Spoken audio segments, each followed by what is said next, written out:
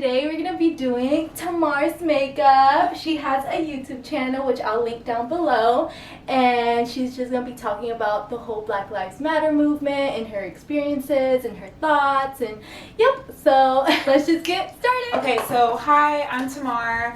I also have a YouTube channel. I film a lot of like lifestyle, beauty. I'm also in nursing school, so I talk a little bit about that. And I played volleyball in college. I don't know what else. I'm like 6 foot, so I'm super tall, and I talk a lot about that on my channel and just how I have like overcome confidence and Wait, stuff. time out. Did you prep your skin already? Like No, clean, I haven't done moisturized? it. Okay. Oh yeah, I've moisturized my skin this morning. I have like a little bit of like cocoa butter because my nose peels. Okay. So I like was trying to keep it a little bit hydrated. Okay.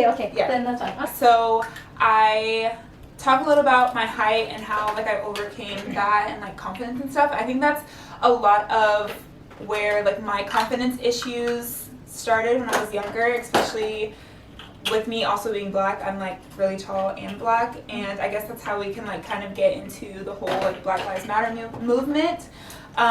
So I grew up, I'm actually Jamaican. Both of my parents grew up in Jamaica, and for the most part, as we grew up like very Jamaican. We ate Jamaican. A lot of their friends were Jamaican, and so I feel like my lifestyle was kind of different than like a traditional Black American. And you know, I think my parents kind of viewed things differently just because of like how they were raised and stuff, and so I definitely noticed that difference between like my friends and I. What were the Jamaican? Sorry to interrupt you. Oh, no. Jamaican, Just like culture. just the different foods that we ate, and just like how everyone kind of views life. Everyone is super like, I don't know how to explain them. Like, I don't know, Jamaicans are just different. And, like, they're very like structured, and you know, like everyone growing up was like, you know, wake up in the morning, you brush your teeth, everyone's clean, like everyone keeps the house super clean all the time. Like even before you came here, my mom was like, make sure upstairs is clean before she comes. But like, I don't think that's necessarily a Jamaican thing, but I just noticed that compared to a lot of my friends. Like, yeah. I would like come and I would have like clothes on my bed, and I'd be like, oh my god, I'm so sorry, my room's a mess. And they're like, girl, shut up, your room is not a mess. And I'm like, well, my mom would definitely disagree with you. But we've always been like also like very extra. Like my mom would never let me leave the house with her. Like when I was younger, if I was not like dressed appropriately, like there was no like wearing like you know short, yeah, like I couldn't wear like athletic clothes and like go to the store with her. She'd be like, you need to go put on like jeans and a nice top, make sure your hair is done, like very put together. And so I think like when I was growing up, I loved like, you know, dressing up. I've always like really been into fashion, and like when I was going to church, like that was my favorite thing to do, is go to church on Sunday so I could like dress up and like show out. And I've always been like that, and my friends are always like, why are you always dressed up? Like everyone like goes to the movies and we all have on like leggings and like t-shirts, and I have on like full on jeans and like a cute top, and my makeup's done, and they're like, girl, are you okay? Like, are you not uncomfortable? And I'm like, I'm so comfortable, like I feel so confident right now. I have noticed that the American culture is like very relaxed, you yes. know? And I like was not like that growing up. Like I was super like extra, and I've always been like that though. Like I get it from my mom. My mom's the exact same way, and yeah, my mom was like, I don't know, she just likes, you know, to look decent. When she goes out in public, she definitely wants like like people's first impression of her and like the people who she's with to be a good one, you know. First impression is the most everything. important. Exactly. And so that's how I've always in my life, and I feel like I get more things done whenever I'm put together. I don't know. That's mainly how like I kind of grew up in that kind of environment, and I feel like I've always known that I was different. I feel like every like Black American knows that, or like anyone who's Black or like of color knows they're different growing up. Like I remember, I feel like every like Black person's parents would be like, you can't do what your white friends do, or like you're not like your white friends. And did you like, ever get told that when you were yeah, of course. Like especially with my hair, like my mom's like, you don't have like white people hair, like you actually need to like take care of it and like moisturize it and different stuff like that. And I don't think it like really affected me. I was just like, I'm different, but like I kind of like being different, so I I don't know. It's kind of like crazy to think about. I feel like a lot of people, like, I don't know how to explain it. Like, I love being different, and I love the fact that, like, I'm not like everybody else, but I think that that's also part of the reason why I struggled so much whenever I was growing up. And I think that, like, as I've gotten older, I've appreciated the way that, you know, I was kind of raised, and the fact that I was, you know, I had a darker complexion, and, you know, I didn't look like every other person who was in the streets, you know. That is my favorite palette. The Jaclyn Hill palette. This is, That palette yeah. is literally my favorite palette. I think love I used it for this. like 2 years. I love this for my bride. I need to try it. I need Especially- some. I like. Oh my gosh, girl, you need to try. There's like this Amazon product, and it's like a skin scrubber. I ordered it. It's I just so ordered it. I good. watched your video and I was It's like, so shoot, I'm gonna good. order it. I've heard good things It about is it. so. No, I just ordered it and it hasn't gotten here yet. I'm so excited to use it because It's so good. I've been having really troubled skin lately. Mhm. Me too. That's how I felt. Like, I was like, everyone is like looking like so pretty and their skin's like clear during quarantine, and mine looks awful. Like, I don't know what I did wrong. And I haven't even been wearing makeup, so I don't know. I bought like silk pillowcases. I wonder if they help. I don't really know if they do. Because I heard they're like better for your face and your hair. That's what I and heard stuff. too, so I got one too. I got mine on Amazon because they like, there's some at Sephora, but they're way too expensive for Oh for my a god, yeah. pillowcase. Yeah. Sephora overprices everything. I cannot. Agree. But Black Lives Matter. Anyway, I think I was like very hesitant to like talk about anything on my personal social media just because Yeah, I feel you. 'cause I think that my perspective of things is a lot different than most. I think because of the household that I was raised in, but also because I think like I feel like I'm such an old soul. So I'm the firstborn, and I grew up with my parents. They had me when they were getting their masters in college, like after they had moved to America, and so I've always grown up around them and their friends. So I feel like I've, not only because I'm the oldest, but because I grew up around them and their friends, I think very like next level.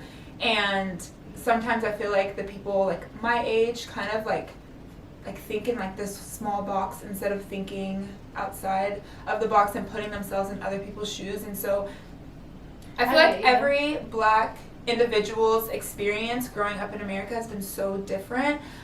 Like for me, like I said, a lot of my perspective has grown up from like my culture and my parents' culture, and so I view things a lot differently than other people may, and I think that no one's perspective is wrong because no one can tell you how you can grieve and no one can tell you how like you can feel about a situation like this. But I've been trying to soak in everyone's perspective and like kind of see where everyone's coming from, and you know, try and get a more like intellectual response to like actually address certain topics.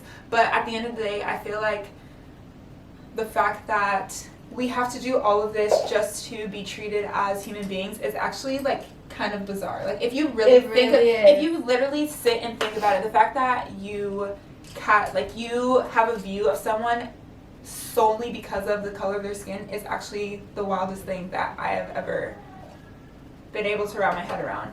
And I can't believe that it's still a problem. I can't believe like we're still having these conversations, but it makes sense.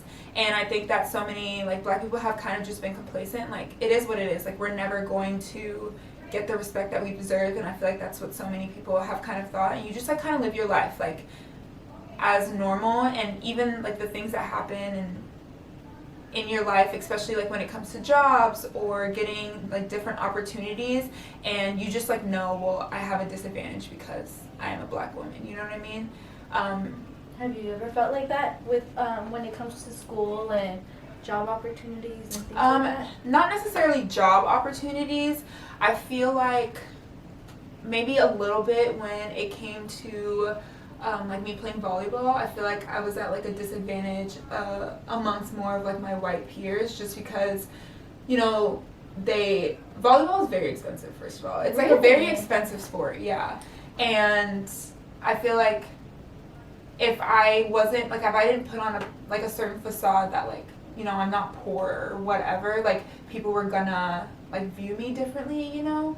And, like, if I didn't have, like, a certain amount of money, or, like, I didn't walk a certain way, or, like, hold myself to a different standard, if I didn't talk a certain way, people were gonna, like, view me differently. And so I definitely worked to not be, And I would have Black, never you guessed know? that, honestly.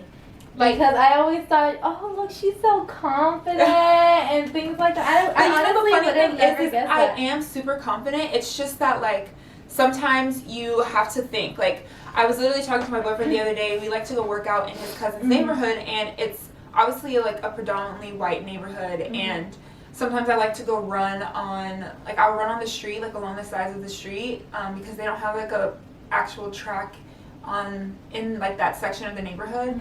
And I, like, was thinking to myself, because this was right after, like, the whole Ahmaud Arbery thing kind of, like, surfaced, and I was like, what if I'm literally just, like, trying to exercise right now and someone just thought I didn't belong? You know what I mean? Like, it's such a crazy concept. And It really is. It's sad to think that something like that could happen. Like, I was talking to my cousin about it. I was like, I don't see why that's such a big deal. I just don't. But you know I what? don't I understand think it. it's because, like, you and I are both not white.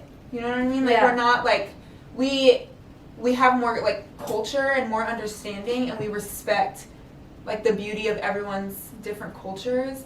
And I don't know, it's just, it's really crazy. But I feel like younger generations, like our generations and, like, generations to come, I feel like because we've been integrated in schools that, you know, are diverse, and especially living in this area, like, I was talking to my mom and I was like, Cypress is a very, like, diverse It area. really And, like, is. there's just so many different cultures here. Like, I feel like I've seen almost every culture growing up. Yeah. And you just, like, learn to appreciate it. You understand that you all are different, but you respect the difference in everyone's culture. And so I never felt alienated, because I feel like, you know, I definitely had a lot of black friends and stuff, but it's been a journey. But I feel like I've grown into myself, and all of those experiences have kind of made me into the woman that I am. I feel like I'm, like, talking in circles, and, like, no one really, like, knows what I'm talking about, but It's fine. it's just, I grew up in Cypress. I grew up in this area, and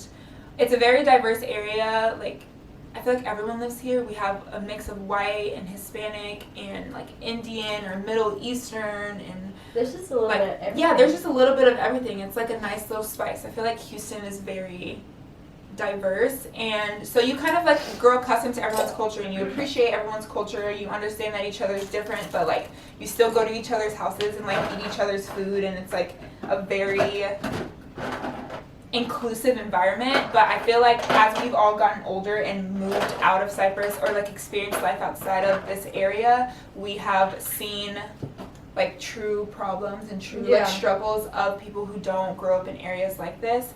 And especially me going to college, I went to school at Lamar University, and it's in Beaumont. And if you guys don't know, like, maybe 20 minutes from Beaumont is Vidor, which is a very, like, white supremacy, like, Really? area. Yeah, like, they, like, lynched a guy, and yeah, it was, like, it's Really? very crazy. Oh my Yeah. god. And so I remember, like, people wanted me to go play volleyball there, because they're Vidor High School. A lot of the kids went to go play there, and, like, they would always ask me to come play, and I was like, yeah, like, I really love my life. I'm not trying to, like, lose it anytime soon. But so they were you like, did feel like kind of scared. yeah, like, one time, so I went to Oh go my meet, God. I went to go meet a friend of mine. Uh-huh. We were, like, carpooling somewhere, but we were, like, meeting in the middle, and I parked at a, like, supermarket in Vidor, and I literally rolled my seat all the way back and leaned back in my car and waited for her to come. And, like, as soon as she came, I, like, jumped in her car and, like, took off, because she's white, she's from the area. Okay. And so, like, I felt, like, once she was there, I felt more comfortable. But, like, while I was waiting for her, I was like, I really am not trying to lose my life today, so let me, like, not make myself stand out, you know? Yeah. But I did go play volleyball in Vidor, but it was always, like, I went straight there and straight back, and I never drove by myself. I always rode with someone from, like, who was from the area, and they kind of, like, knew their way, and I felt more comfortable being with them, because I feel like people would like they may have known someone in the area, and it wouldn't have been as weird if like we got stopped or something. So that's always been a fear of mine, but I no longer live in Beaumont, so I no longer have to. But like it's not like I don't live And my life every day in fear. I just understand that, I have to live life a little bit differently.